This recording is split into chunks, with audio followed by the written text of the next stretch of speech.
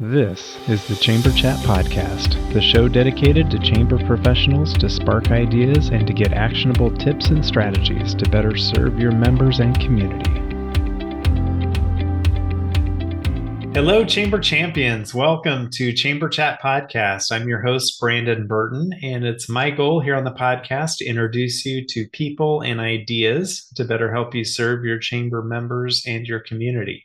Our title sponsor is Community Matters, Inc. With nearly 20 years in the chamber industry and over 100 media awards presented to their chamber partners, Community Matters provides the R&R that every chamber needs, revenue and recognition. When it comes to publishing a chamber map, directory, or community guide, Community Matters has a trusted experience to help your chamber accomplish your goals. With different advertising sales models and publication styles, Community Matters will help you create a non-dues revenue machine. Let's hear from Becky Womble, President and CEO of the Bastrop Chamber, to hear about her experience using Community Matters.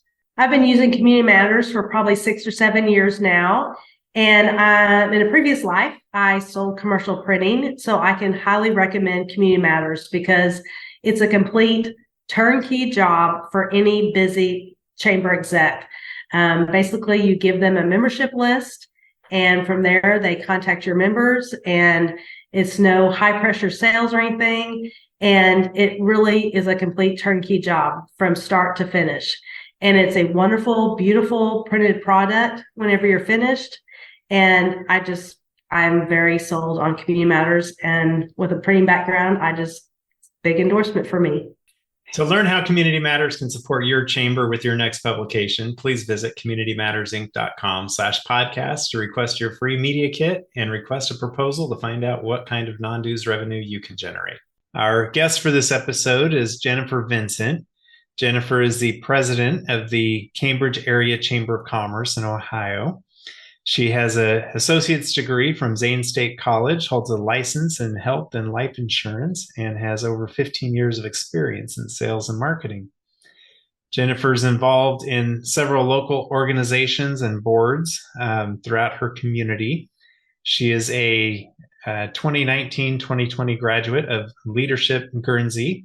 She served as a Leadership Guernsey administrator for the 2020-2021 class.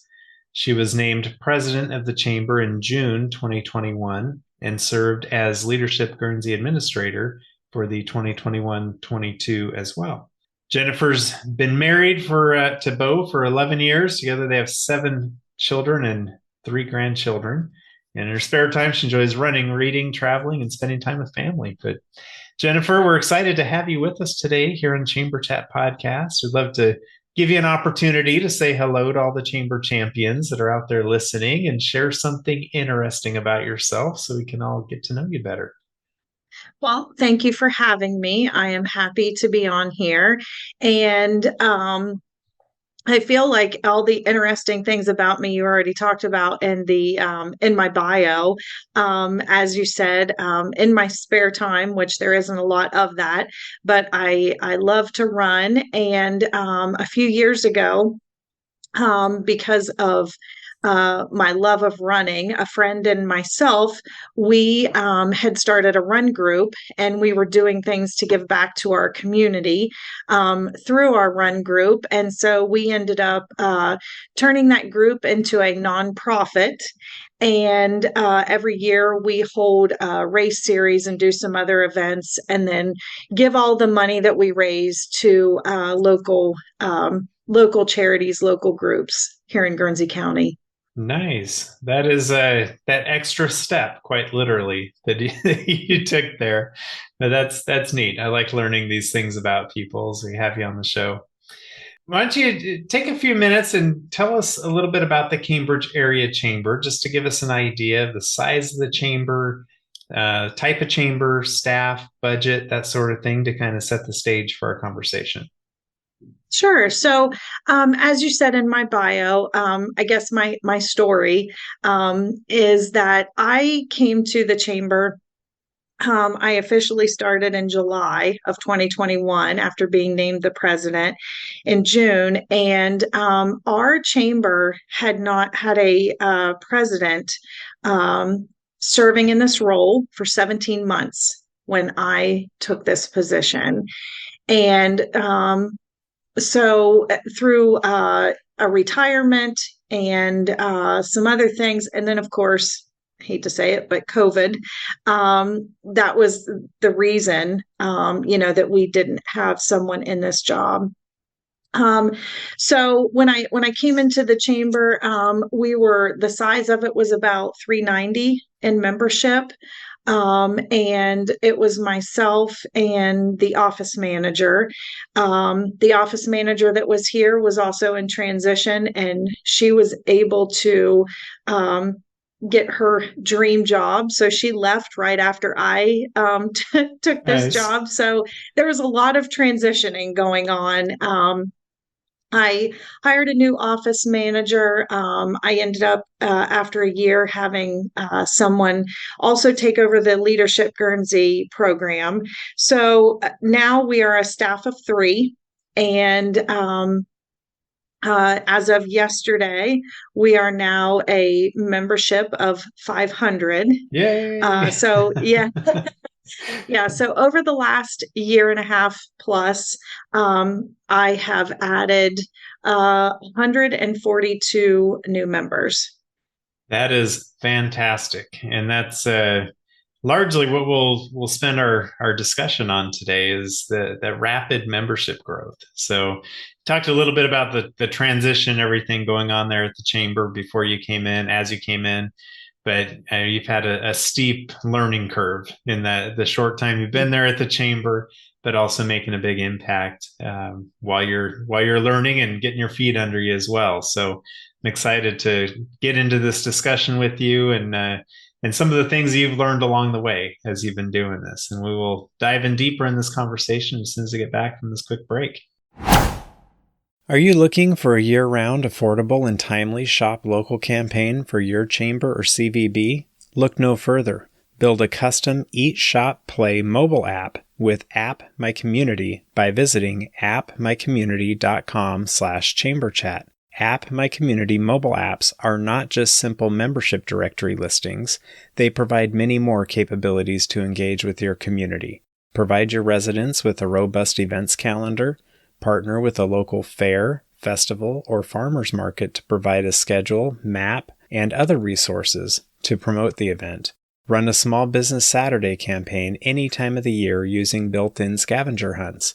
Allow your membership to communicate directly to their customers via push notifications.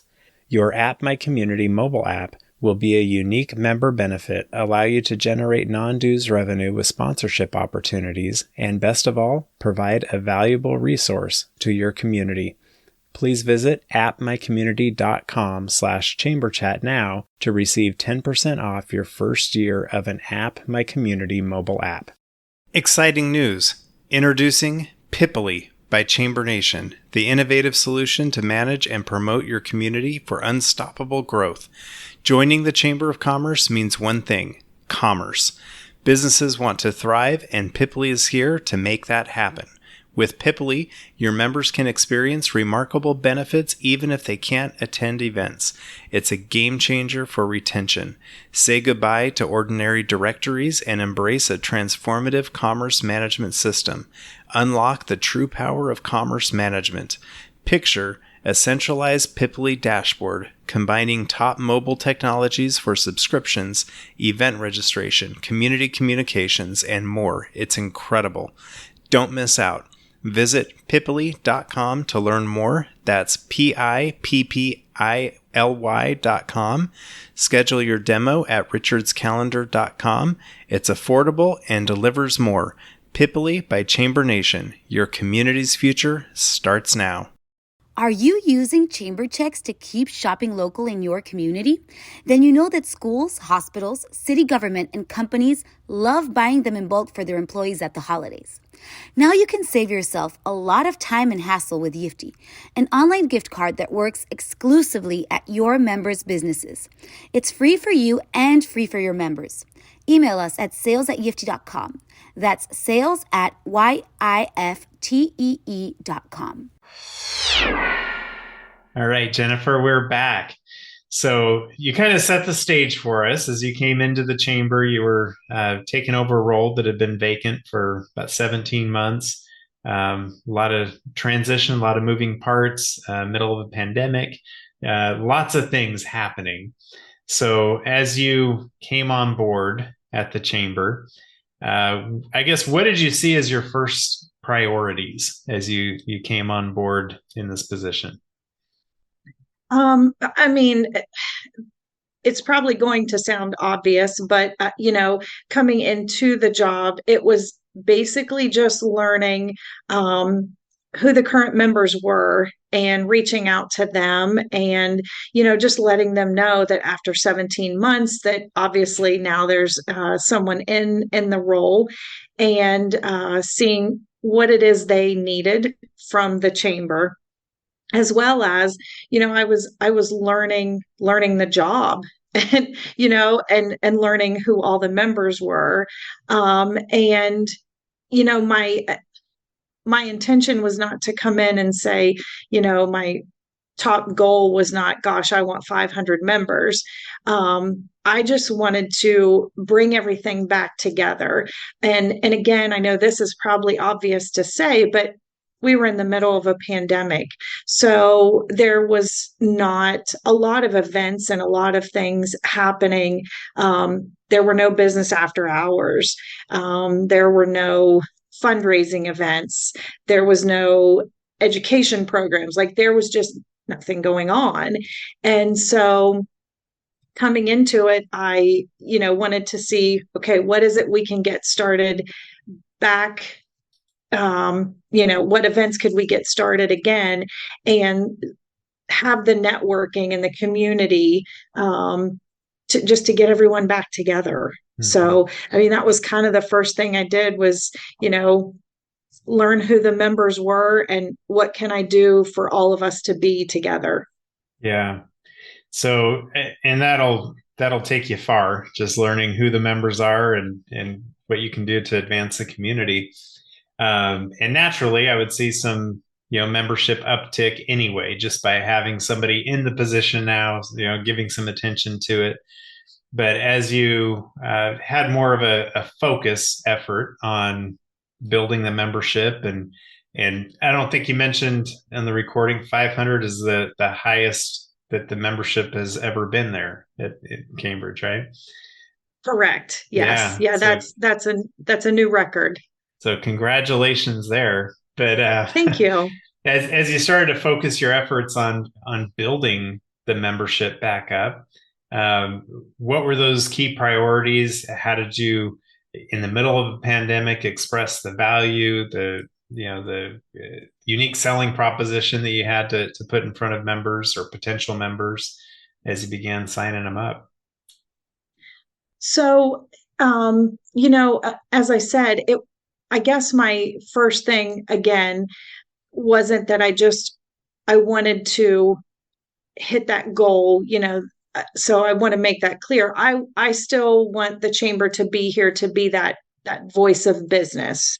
Right. And I guess it was kind of like an organic type thing, right? When the board hired me, they said, we want you to think outside of the box. We don't want you to feel like you have to do what the chamber next door does. You just take this and make it yours.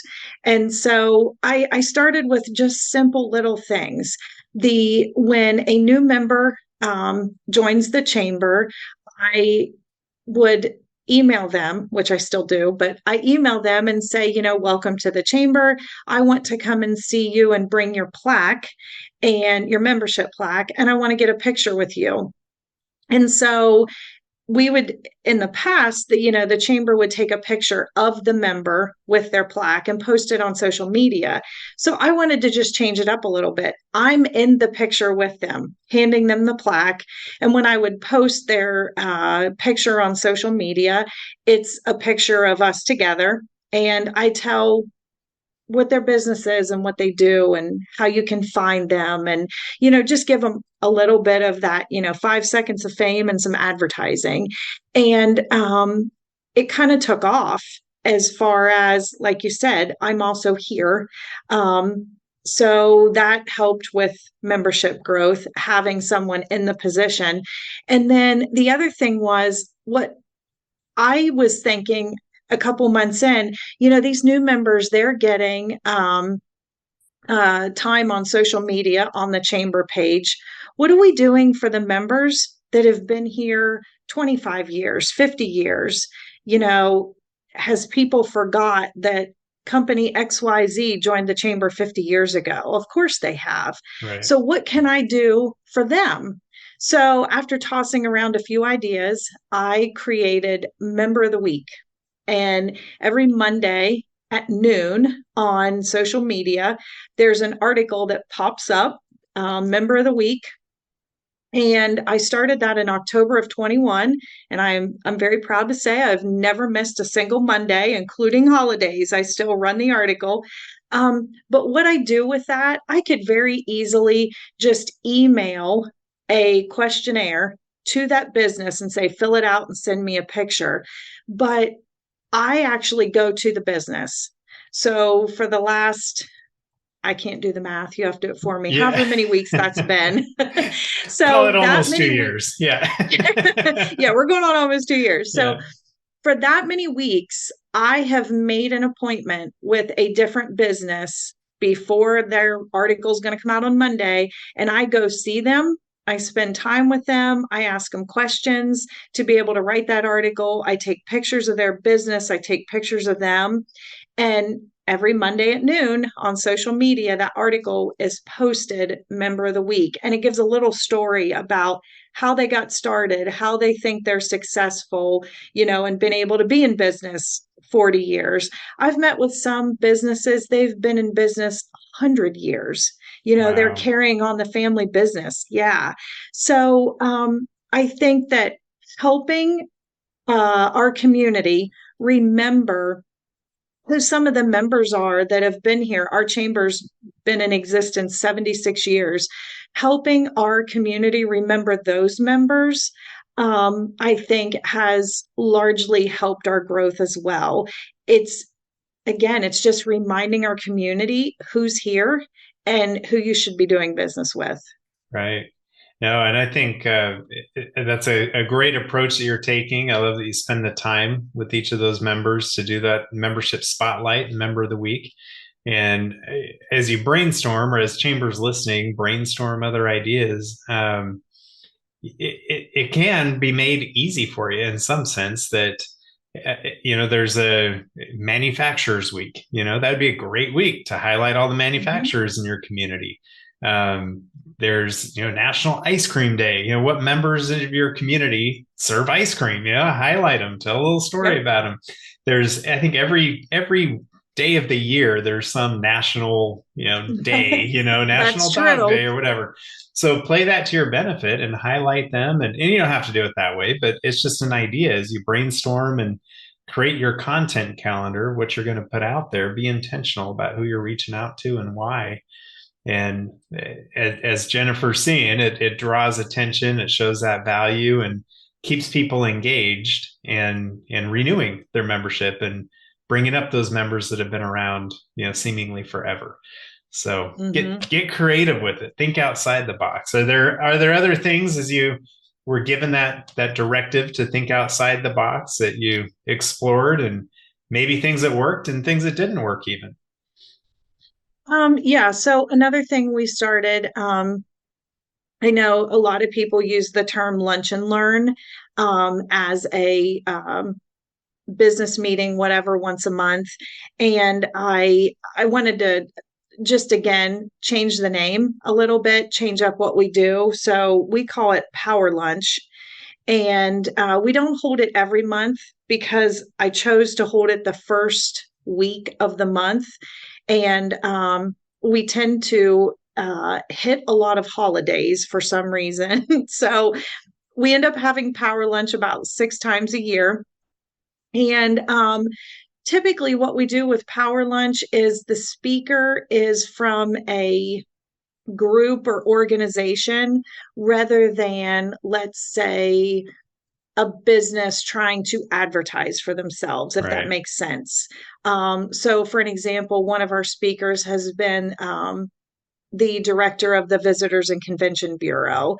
And now we still have someone sponsor. So the way it works is if you want to be a sponsor of Power Lunch, then that is a business, right? That's doing it, for profit. So they sponsor Power Lunch. They get 2 tickets to come and eat lunch, and they get 10 minutes to talk about their business before the main speaker.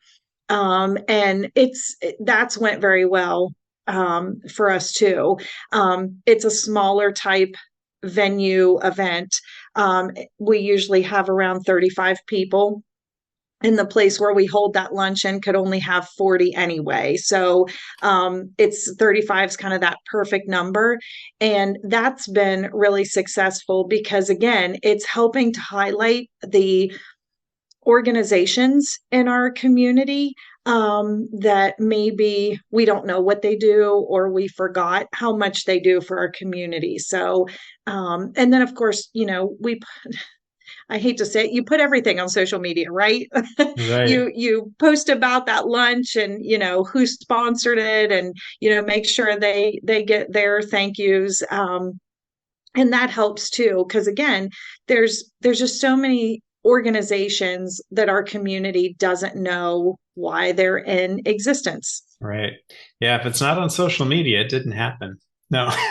Exactly. Yeah. I like to say that, social media is used to perpetuate what you're already doing. So it becomes that larger, amplifier of your power lunch to then amplify what you're doing, what the speakers were about, who the sponsor was, what these member of the week, you're already doing the interview, you're talking to people, just naturally you're going to talk to others about it, but then putting it out on social media amplifies that message and just makes what you're doing go a little further.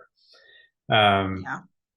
So directly tied back to the membership growth, is there a process as far as, attracting members, as far as onboarding the members that you've found to be successful for you? I mean, you brought on a lot of members in a short amount of time. So you're either running ragged, which chamber executives have been known to do, or you may be starting to establish a system of some sort. But where are you at in that process? I would say it's definitely the system. Some of the members have come to me and said, "I see what you're doing and I love it." And then the other thing is, if I see a new business announced on social media, I'm reaching out to them immediately. Hey, congratulations on your new business. I see you're going to be opening soon. I would love to help you with that. What can I do for you? When can we chat? When can we sit down? So I'm reaching out to them. I'm being proactive. And then once I meet with them, I'm talking to them about the benefits, and this is what we can do for you at the chamber. They fill out their application.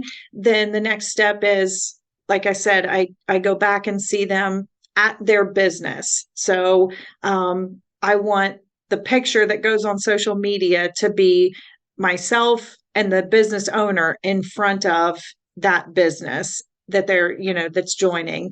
We post that. And at that time, I also give them a packet of information and just tell them these are the ways you can get involved, depending on what it is you need from the chamber, and just go over all those things with them again. I don't ever want to leave them empty-handed. I don't want them to feel like, wow, she got my money, I'll never see her again.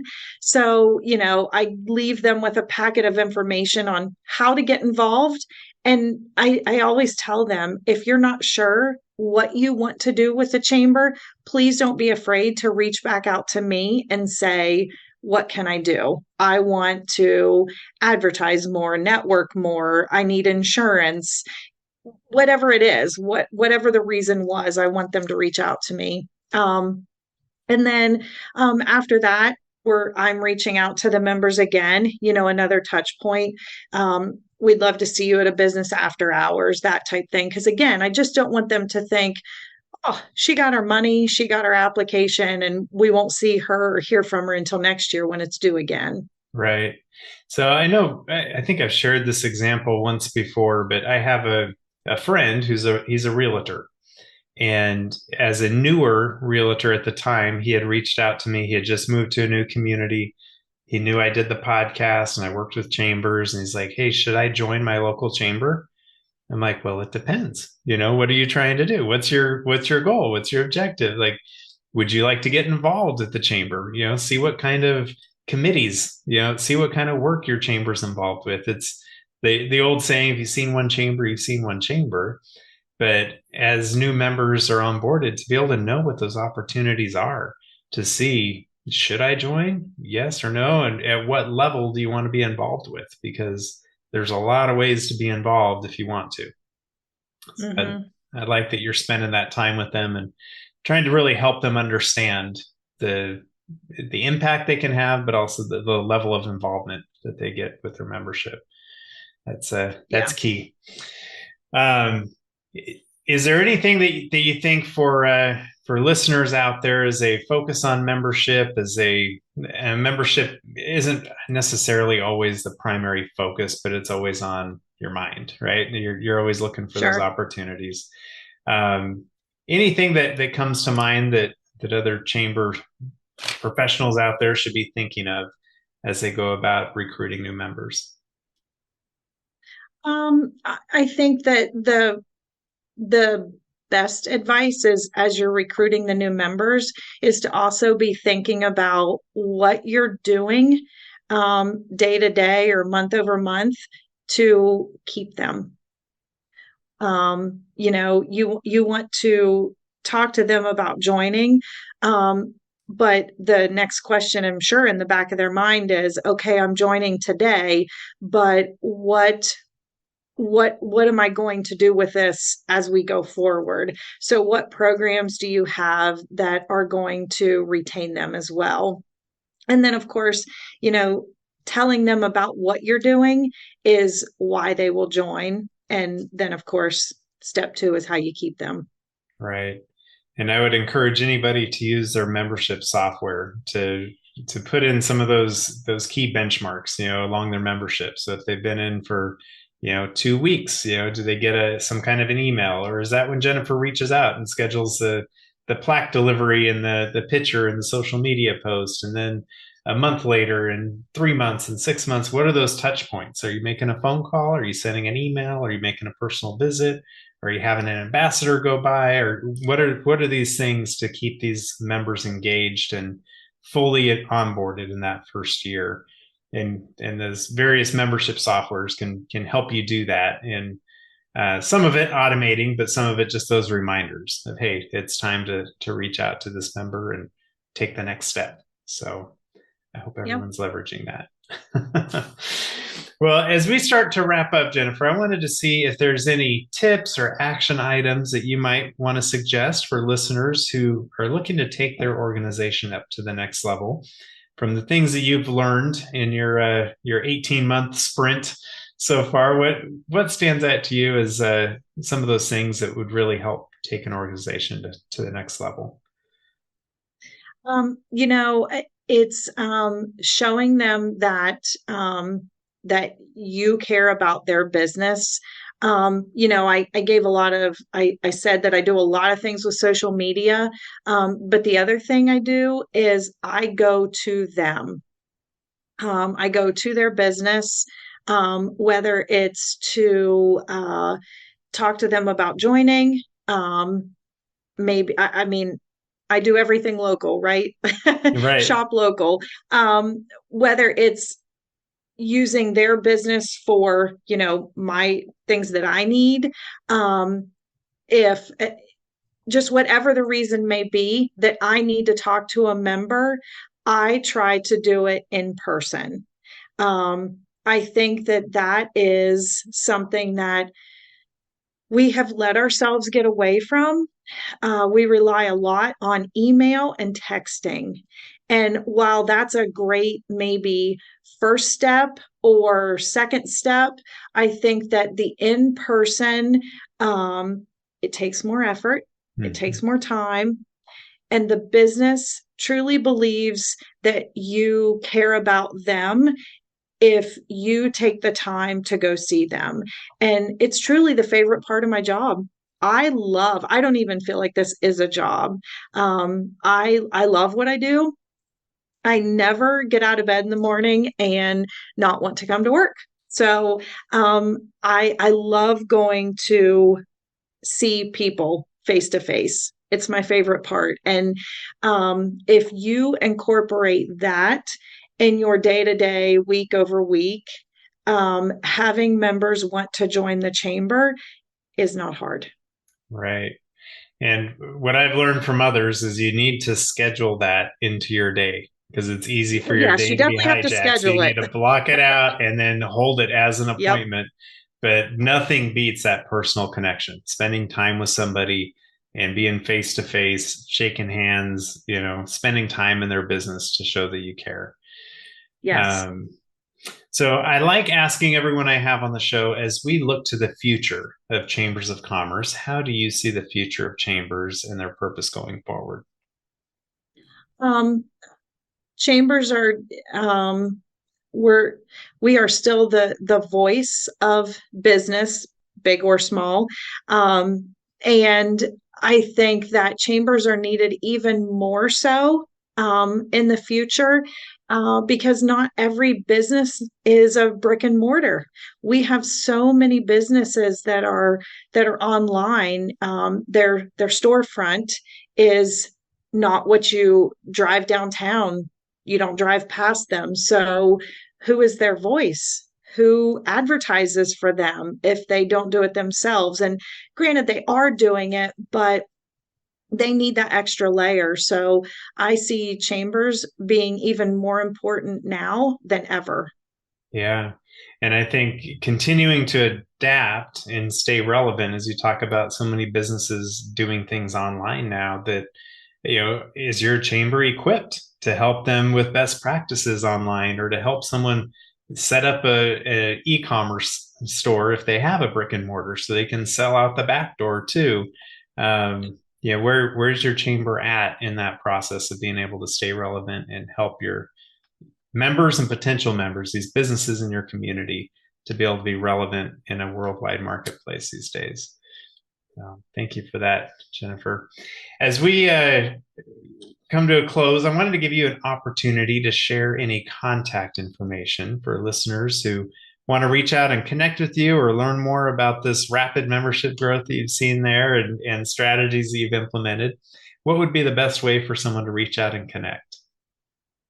If they want to start with email first, is the easiest. And my email is president@CambridgeOhioChamber.com. All right, we'll get that in our show notes too, and I'm sure Jennifer would welcome in-person visits too if you wanted to show up in person. Oh, absolutely! Come to Cambridge, Ohio. I would love it. Spend some money and spend some time in Cambridge. Yeah. Yes. Yeah. Well, Jennifer, I appreciate it. It's been great having you on the show and sharing your experiences in your first 18 months or so there on the job. And you're making a big impact and learning a lot along the way as well. So thank you for coming on here and sharing some of these things that you've learned with us. Thank you for having me. If you are a chamber professional, please subscribe to Chamber Chat Podcast in Apple Podcasts, Google Podcasts, or Spotify. When you subscribe to Chamber Chat Podcast, new episodes will show up in your podcast app each week as they are released. If you're finding value in this podcast, please leave us a rating and a review in iTunes. But most importantly, please share Chamber Chat Podcast with your colleagues that are in the industry. Have you ever thought about creating a podcast for your chamber? We always hear about how chambers need to be storytellers. What better way is there to tell the stories of your members and the work of your chamber than through a podcast? Your audience is waiting to hear from you as a convener of leaders and influencers, champion for business, and catalyst for change within your community. I just launched a chamber podcast course with the goal to get your very own podcast started within 30 days. Visit chamberchatpodcast.com/pivot to learn more and to enroll in the Chamber Podcast course today.